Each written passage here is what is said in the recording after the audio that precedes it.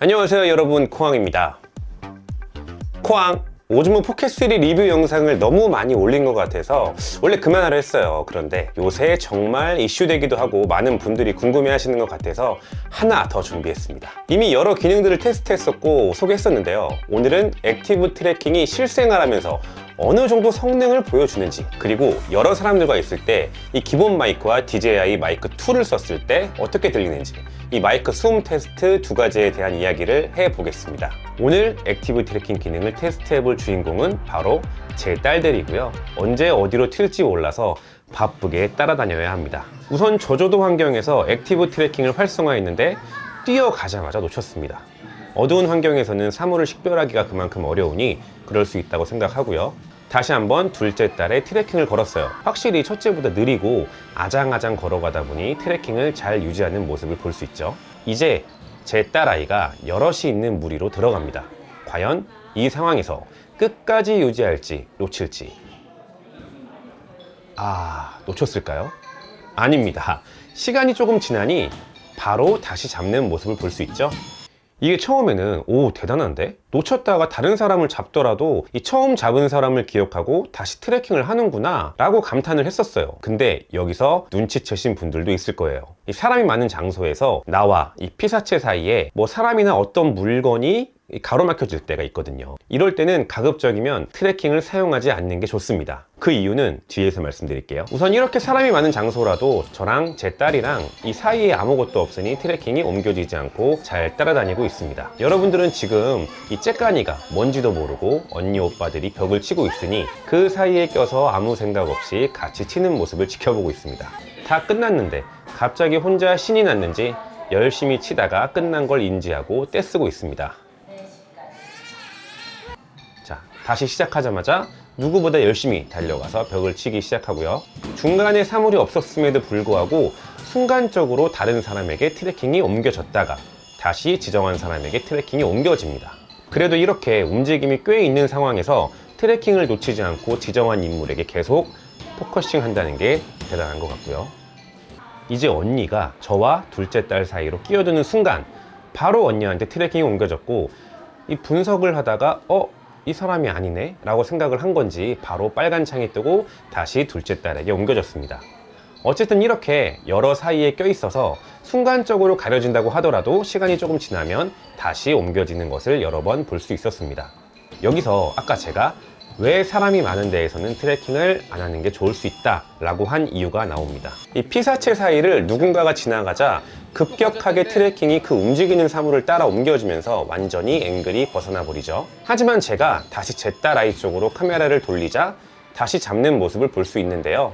이런 식으로 갑자기 앵글이 돌아가는 경우가 많이 발생해요. 물론 이렇게 들고 계속 모니터링 하면서 촬영을 하는 경우에는 다시 돌리면 되긴 하거든요. 근데 이제 어딘가에 세워두고 촬영을 하다 돌아와서 확인을 하면 완전 다른 앵글을 촬영하고 있어서 바로 삭제해야 되는 상황이 있을 수도 있다는 거예요. 그리고 이렇게 들고 촬영을 한다고 해도 이 순간순간 다른 사람으로 넘어가면서 화면이 계속 움직이기 때문에 오히려 원테이크로 길게 가져가야 하는 순간에는 트래킹을 잡지 않고 촬영하는 게 더 좋을 수도 있습니다.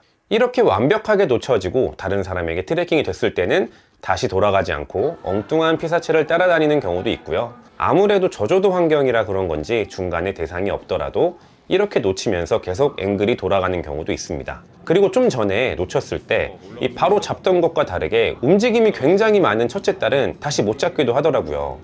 이 짐볼 한계점에 도달하는 건 물론 완전히 꺾인 채로 돌아가서 다시 원하는 앵글로 돌려줘야 되는 번거로움도 있었습니다. 그렇다면 조금 밝은 환경에서는 어떨까요? 우선 잘 따라가다 역시 중간에 다른 사람이 들어가니 놓치는 건 마찬가지고요. 이번에는 다시 잡지도 못합니다. 그래도 아까처럼 빠른 움직임도 아니었는데 놓치는 경우는 없는 것 같습니다. 얼른 와, 가자. 하지만 지금처럼 이렇게 뛰어가는 상황에서 피사체를 놓치니 바로 위로 앵글이 확 올라가죠. 이런 장면들이 자주 연출이 될 수 있다는 겁니다. 그래도 좀 밝은 곳으로 나오니 엄청 빠른 우리 첫째 딸이 근처에 있을 때는 놓치지 않고 잘 잡고 있어요.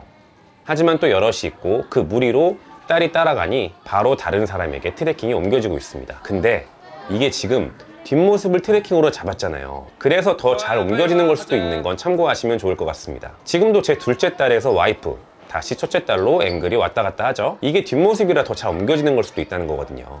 그리고 여기 트래킹된 부분 있죠? 여기를 한번 잘 봐보세요. 뭐가 보이죠? 중요합니다. 구독 한 번만 눌러주시면 감사하겠습니다. 정말 좋은 영상으로 보답할게요. 하지만 뒷모습이라고 해도 이렇게 움직임이 적은 환경에서는 기가 막히게 트래킹을 하는 것을 볼 수 있습니다. 잠깐 이렇게 놓치더라도 다시 안으로 들어오면 잘 잡고요. 여기서 둘째에서 첫째로 트래킹이 옮겨지는 것을 볼 수 있는데, 아무래도 이 트래킹 기술이 사람 눈,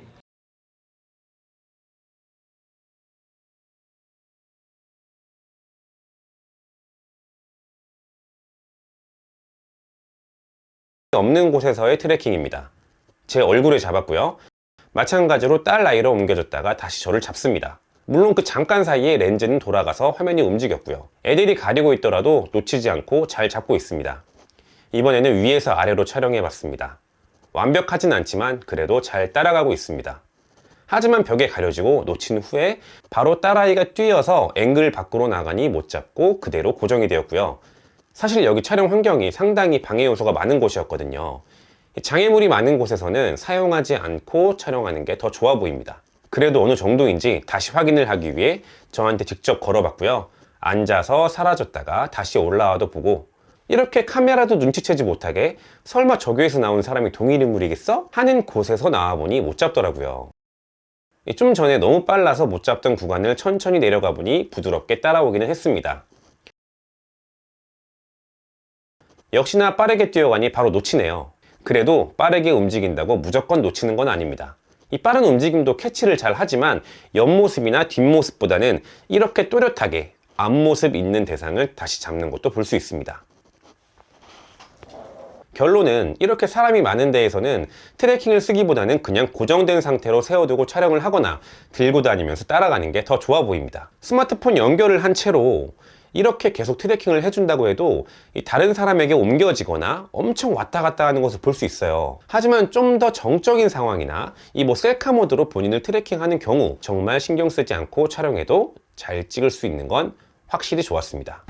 스포츠를 즐길 때도 이렇게 트래킹 해두고 촬영하기 좋았습니다. 전 골프는 초등학교 때 3개월 정도 배우고 골프채도 없는데요. 어쩌다 가족끼리 필드에 나가게 됐고 같이 가자 그래서 카메라를 가져가 테스트 해봤습니다. 이렇게 삼각대에 세워둔 채로 얼굴에 트래킹을 해두고 촬영하면 이런 자연스러운 촬영이 가능했습니다.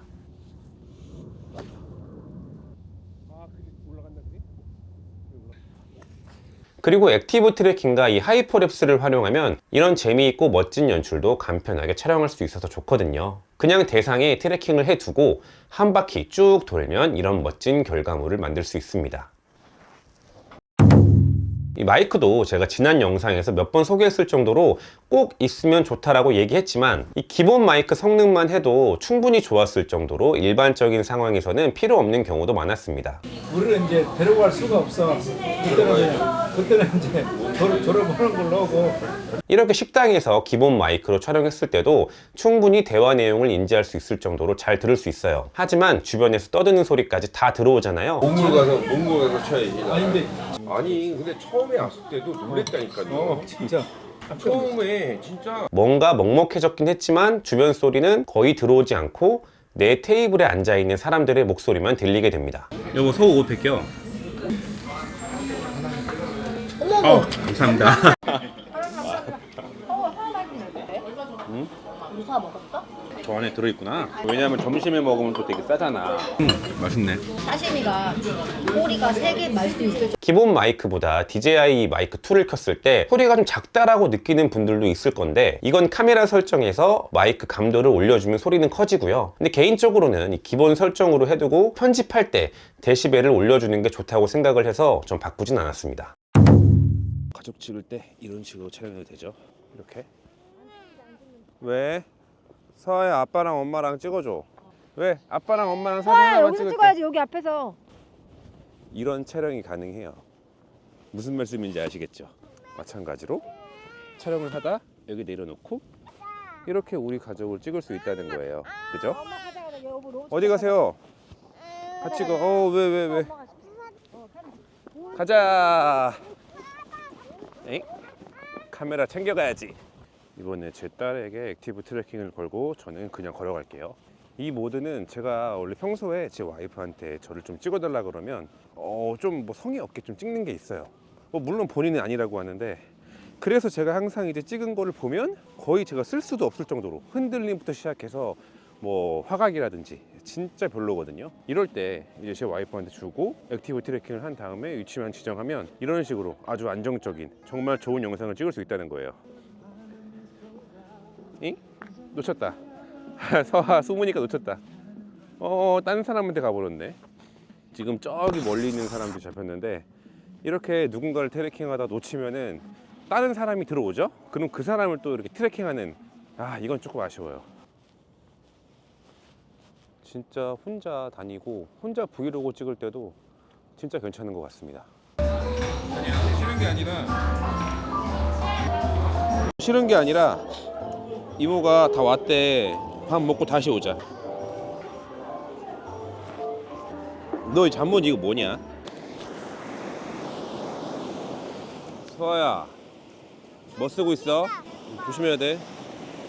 그러니까 난 그래서 동해바다를 제일 좋아해. 이미 푸켓 3를 구매해서 사용하고 있는 분들도 계시고, 아직도 제품을 못 받아서 기다리시는 분들도 있을 겁니다.